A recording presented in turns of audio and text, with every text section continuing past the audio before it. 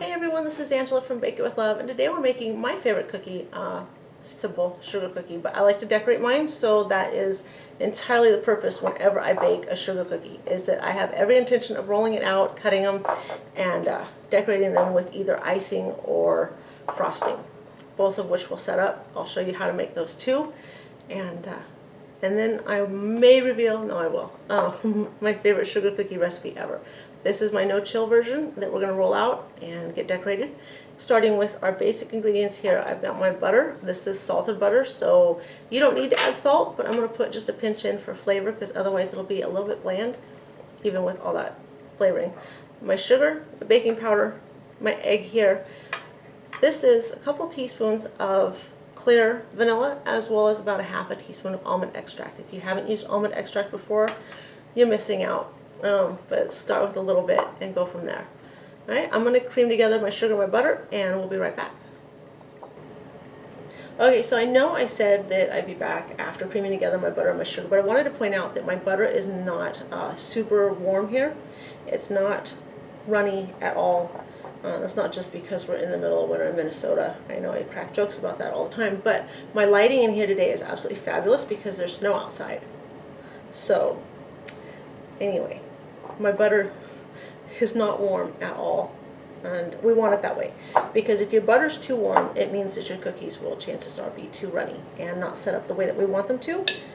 So while you're getting your cookie dough ready, you can have your oven preheating to 350 degrees. I'm only half-assed creaming together here, and then we'll be baking these cookies for about 6 minutes. 6 to 8 is the usual. I keep them in the oven because I want them nice and light colored. If you have any browning on the bottom of the cookie, it's probably too done, because when your cookies come out of the oven, they're going to continue to cook on that baking sheet. So, like I said, stick to that 6 to 8 minutes. Don't be shy. They'll be fine. They might be a little bit fluffy when they come out. They're going to settle down, and you're going to have really gorgeous cookies to be able to ice and decorate. So now I will finish creaming together my butter and my sugar, and come back to finish these up. Okay, so we've creamed together our butter and our sugar here relatively well. It's still a very firm butter. We don't want to overwork it because we don't want it to get too soft. So we're just going to go ahead and add our wet ingredients, which is the egg and our extracts. And then on top of that, because I want that incorporated throughout my wet ingredients, I don't ever add these in a separate bowl for your dry ingredients. I don't. My baking powder is going to go directly in and get mixed in. And I'm not going to use all this salt, but I will add a dash of salt there. I'm going to mix this together, and then we'll add our flour.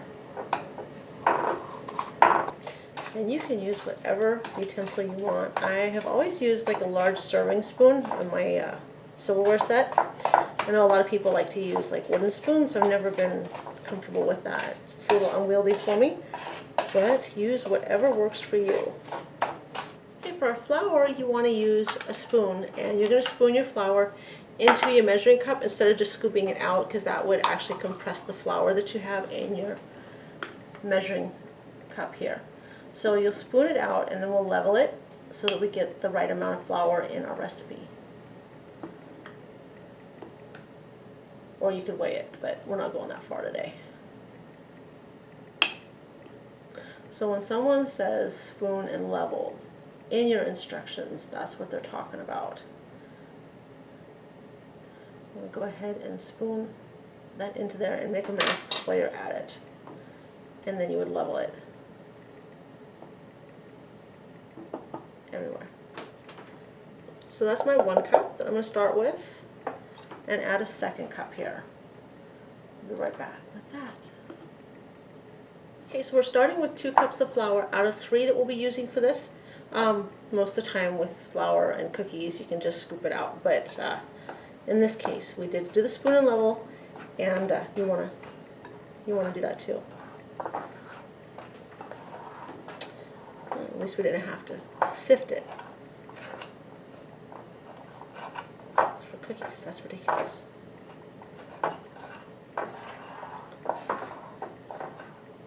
So we're going to mix in our flour. It is going to be a little bit dry. If needed, put it out onto a floured surface and start kneading it with your hands to get the rest of the flour in.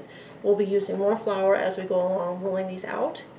So, and as we roll these out too, you'll divide this into batches to roll out, and anything, when you're done cutting away your sugar cookies, you can put the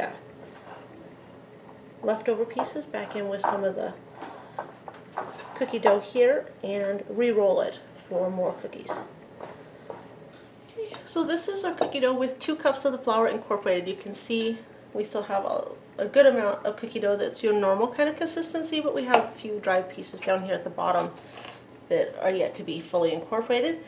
We are going to use the remaining 1 cup of flour here on our working surface and finish getting this ready to go. You use the flour to coat your hands and sprinkle over the top of the dough. And we're going to kind of treat this like a bread dough and start working in the flour here.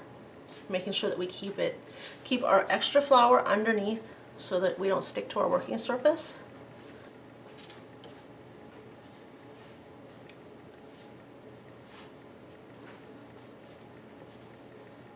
And wherever it ends up getting sticky, like when your fingers start sticking to it, you definitely need to be adding some more flour in that spot.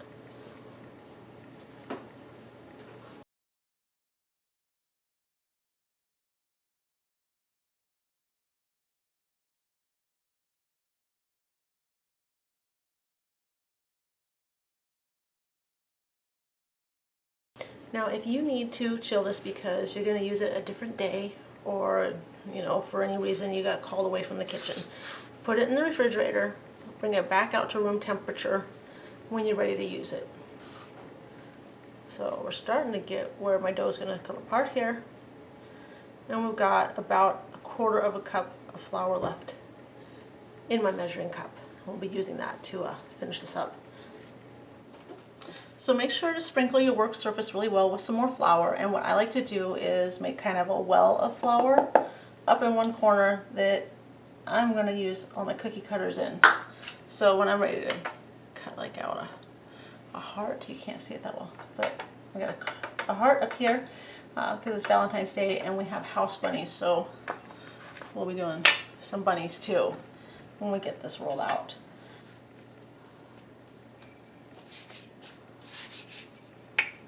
Start in the center and push the dough out until it's about 1/4 inch in thickness.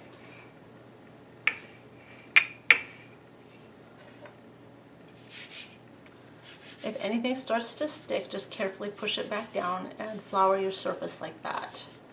Again, hit your rolling pin too and push out in all directions.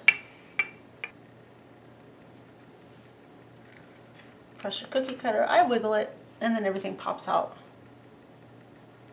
And you transfer those to your cookie sheet, and when you do your cookies, I always start out with a couple cookies on the baking sheet first to test and see how well my temperature is working with my cookies. So I would do that if I were you, a couple cookies, 2 or 3, give them some room in between them, and test them for about 6 minutes and see how they look.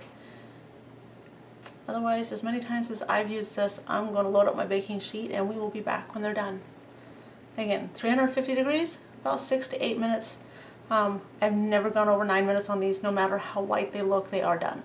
6 minutes in the oven and 5 minutes in the baking sheet, and these are ready to transfer to your cooling rack.